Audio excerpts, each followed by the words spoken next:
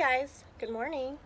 I wanted to do a little video today. I'm introducing my baby chicks to my older hens for the first time today.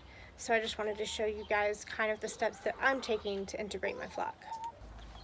Here's the brooder that I've made out of an old dog kennel, and it's reinforced with chicken wire and welding wire, mesh wire actually.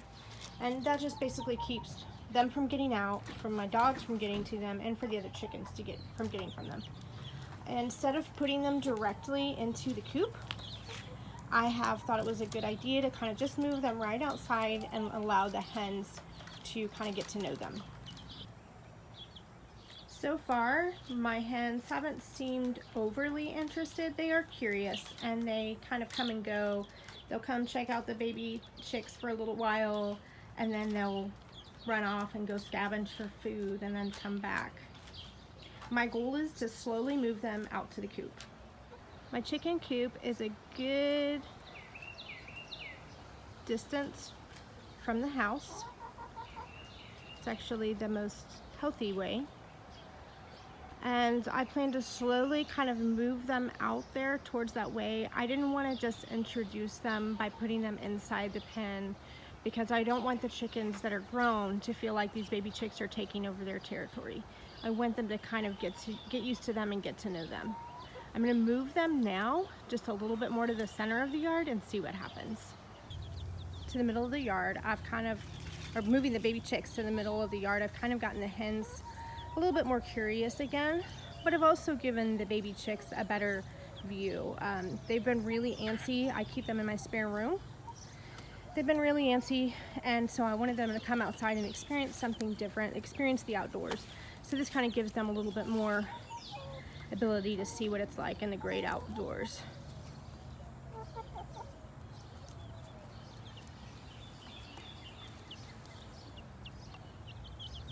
Now these baby chicks are far too young to be around the hens without having a barrier to protect them. There's a thing called pecking order with chickens, and it's very real, and being that they're baby chicks and they can't defend themselves, they could be pecked to death.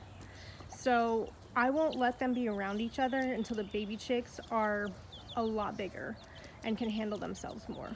But I do want the older chickens to understand that the flock is growing and to slowly feel more comfortable around them and accepting of them.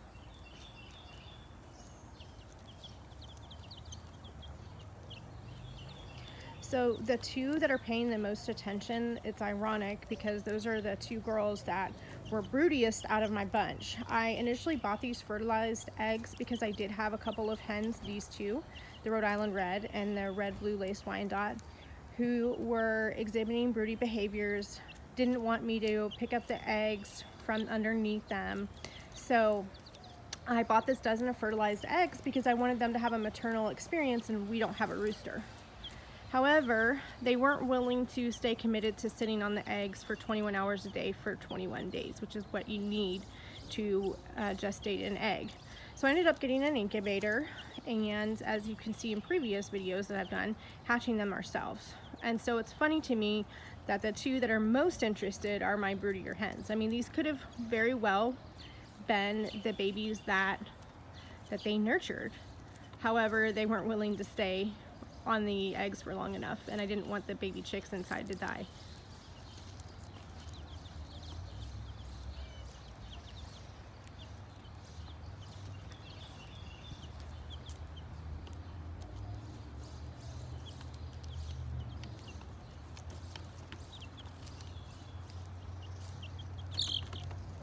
Oh, so see, that's Fixie, and she's kind of trying to get to him. Now, they're little, so I want to keep them as protected as possible. They really can't get to them. She was able to peck on that other side because it's chicken wire and she can get her beak through there, but through this mesh side that she's on now, she won't be able to get to them. I don't want to allow the baby chicks to get hurt, but I also kind of have to let it ride out a little bit. You cannot just continuously break up the pecking with your flock. There's, like I said, it's pecking order, and you have to let them establish rank. But that again is why I'm keeping them separated. once these chicks get a little bit bigger, they'll be able to hold their own. And I'm really, you know, these chicks especially, they're way more assertive than these girls were when they were babies. So I have no doubt that there will be some dominant personalities coming up in these little 5 babies here, and probably going to give some of these older girls a run for their money, to be honest.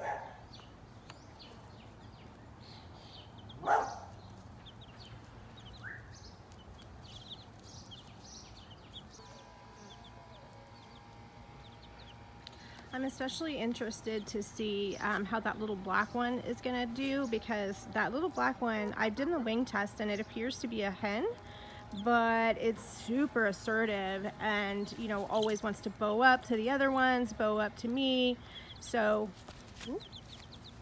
okay, I just realized that the baby chicks can stick their heads out through the chicken wire, which makes me super nervous. I definitely don't want their heads getting pecked. So it might be time to move these guys in.